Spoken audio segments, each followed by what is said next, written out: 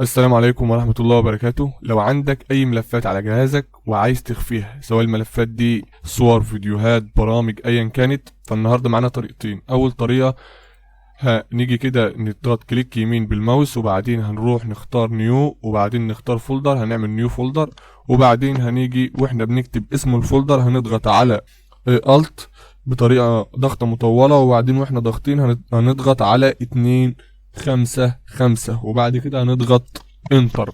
لو تلاحظ ان اسم الفولدر بقى مش موجود، يعني الاسم بقى إيه مختفي. تمام. فهنيجي كده نضغط على الفولدر ده كليك يمين، وبعدين بروبرتيز تاني، وبعدين هنروح على كوستمايز، وبعدين على تشينج ايكون، وبعدين هنيجي كده على الشمال على اليمين شويه ونختار اي فولدر من الفاضي. هنا بنختار شكل الايقونه بتاعتنا، فاحنا هنختار ايقونه شفافه. تمام. وبعدين هنضغط على اوكي. اوكي. لو تلاحظ هنا الفولدر بقى مخفي، تمام، مش موجود. لو احنا جينا بالماوس عليه كده فهو موجود اصلا اهو، فاحنا لو فتحناه هيفتح معانا. ممكن تحط هنا اي ملفات انت عايزها. تمام.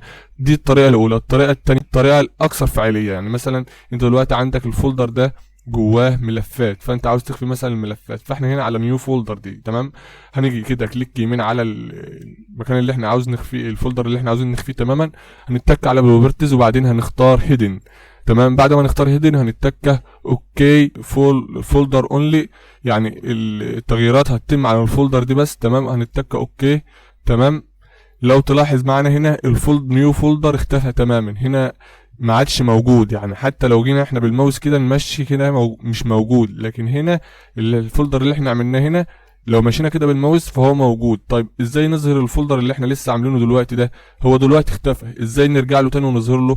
فببساطه هنروح على فيو، وبعدين هنروح على اوبشن، وبعدين هنيجي على فيو تاني، وبعدين هنيجي هنا على شو هيدن فايل، وبعدين هنحددها كده بالشكل ده، وبعدين هنضغط على اوكي. لو تلاحظ الفولدر رجع تاني زي ما هو، ولو فتحناها نلاقي برضو الملفات بتاعتنا موجودة زي ما هي.